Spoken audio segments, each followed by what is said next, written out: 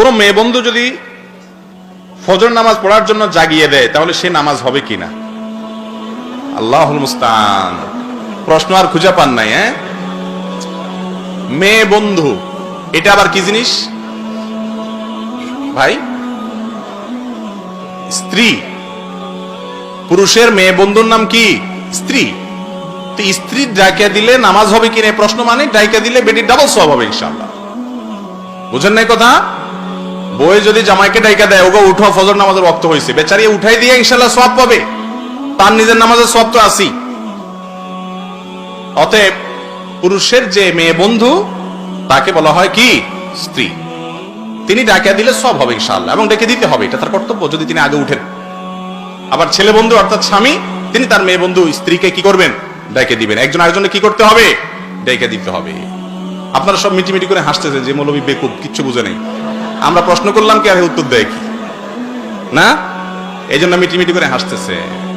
আহা বাইরে, মনে রাখবেন কোন অবিবাহিত নারী এবং পুরুষ একে অন্যের কখনো বন্ধু হতে পারে না, পারে না, পারে না। আমার কথা না, অনেক বড় বড় কথা সাহিত্যিক, আমাদের দেশের সর্বজন শ্রদ্ধেয় কথা সাহিত্যিক, ঔপন্যাসিক, লেখক হুমায়ুন আহমেদের এ ব্যাপারে একটা উক্তি আছে, গতকালকে পড়েছি আমি, একদম তাজা তাজা। এবং তার আগে অন্য আরো অনেক বড় বড় মনীষীদের বক্তব্য আমরা পড়েছি, যেগুলো আসলে কোরআন হাদিসে যেটা বলেছে সেটারই সমর্থন এবং সায় দেওয়া তাদের। যদিও তাদের সায় সমর্থনে কিছু আসে যায় না, আল্লাহ রাব্বুল আলামিন যা বলেছেন সেটাই চূড়ান্ত, তার উপরে কোনো কিছু। মানুষ অনেক কিছু ট্রাই করে দেখে, ঘুরে ফিরে আবার জায়গায় আসে। কেন ছেলে আর মেয়ে, অবিবাহিত ছেলে মেয়ে বন্ধু হতে পারে না? কারণ আল্লাহ রাব্বুল আলামিন একজনকে অন্যজনের প্রতি আকর্ষণ রেখেছেন। কি রেখেছেন? এটা সৃষ্টিগতভাবেই আল্লাহ তাআলা দিয়ে রেখেছেন। এখানে যদি বলেন না আমরা জাস্ট ফ্রেন্ড, যদি বলা হয় আমরা আপনার কি আরেকটা ভালো বন্ধু, একটা নাম আছে কি ভালো বন্ধু, বেস্ট ফ্রেন্ড, এগুলো হলো শয়তানের নতুন নতুন আইটেম, নতুন নতুন ট্যাবলেট। ইবলিস এটা আপনারা যদি গিলাইতে পারে, আপনি যদি এটা ধরে নেন, বিশ্বাস করে নেন, বুঝে নেন, হ্যাঁ ছেলে মেয়ে তো জাস্ট ফ্রেন্ড, আপনার কি বেস্ট ফ্রেন্ড, আপনার কি বলে এগুলা জিএফবিএফ, আউযুবিল্লাহি মিনাশ শাইতানির রাজিম। আপনারা হাসছেন, সত্যি বলতে কি জানেন, ইবলিসের একটা বড় সফলতা হলো মুসলমানের সন্তানের কাছে হারামকে সহনীয় করে ফেলেছে। এটা বলতে এখন আমাদের গায়ে বাঁধে না।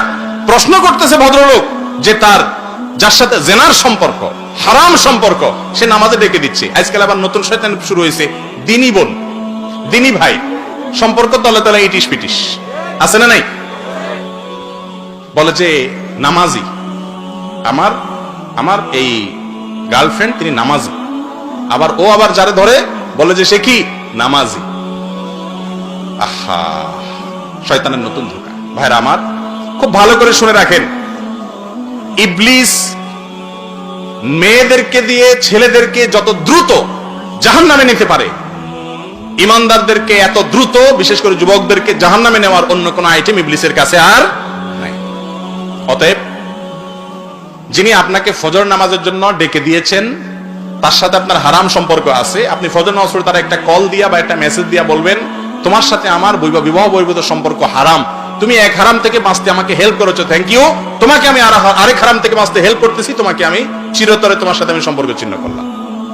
বুঝতে পারছেন? সেই কলিজা থাকা উচিত আমাদের। বাকি হ্যাঁ, যে কেউ আপনাকে নামাজের জন্য ডেকে দিয়েছে, এর কারণে আপনার নামাজের কোনো ক্ষতি হবে না। ডাইকা দিলে সেটা যে কেউ ডেকে দিচ্ছে, তার ফলে আপনি নামাজ পড়লেন, কোনো অসুবিধা, নামাজ হয়ে যাবে, এর সাথে ওইটার সম্পর্ক নাই। আসল জায়গায় হাত না দিয়ে আপনি আসছেন নকল জায়গায় হাত দিতে, যে উনি ডাইকে দিলে আমার নামাজ হবে কিনা, এটা কোনো কথা হলো? নামাজটা আপনি পড়ছেন, হয়ে যাবে ইনশাআল্লাহ, সঠিকভাবে পড়ে থাকলে ওনার ডাকের কারণে কোনো পার্থক্য হবে না। তবে উনি আপনাকে কেন ডাকবে? আপনার মা বাপ, আপনার ভাই, আপনার বোন, আপনার দ্বীনি সার্কেলে যে সমস্ত ছেলে বন্ধু আছে, তারা কোথায়? এগুলো সবগুলো শয়তানের বড় অস্ত্র। শুরু হয় জাস্ট ফ্রেন্ড, বেস্ট ফ্রেন্ড দিয়ে, ভালো ভালো, আমাদের মনে মতো খারাপ কিছু নেই, একদম খারাপ কিছু নেই। ভাই খুব ভালো করে শুনেন, একটা জায়গায় কারেন্টের তার লিক আছে, ছেঁড়া আছে বিদ্যুতের, সেই জায়গায় হাত দিলে ওই লাইনটা খুব পাওয়ারফুল লাইন, সাথে সাথে শেষ হয়ে যাবে এরকম জায়গা। কিন্তু এই মুহূর্তে বিদ্যুৎ নাই, ওই আপনি জানেন ওখানে বিদ্যুৎ না থাকা অবস্থায় হাত দিলে কোনো অসুবিধা হবে না। তারপরেও আপনি হাত দিবেন না, কারণ যে কোনো মুহূর্তে যদি বিদ্যুৎ এসে যায় তাহলে আমি সরকার হয়ে যাব। ঠিক না ঠিক? ঠিক তেমনি ভাবে নারী এবং পুরুষকে আল্লাহ রাব্বুল আলামিন এইভাবে সৃষ্টি করে আমাদেরকে দুনিয়াতে পাঠিয়েছেন যে একজনের প্রতি অন্যজনের আকর্ষণ হয়। এই আকর্ষণটা জেনা এবং হারাম কামনা বাসনা মনের ভিতরে তৈরি করে। প্রথম হয়তো মনের ভিতরে খারাপ কিছু আসে না, কিন্তু একটা সময় আসবে, এতে কোনো সন্দেহের অবকাশ নাই।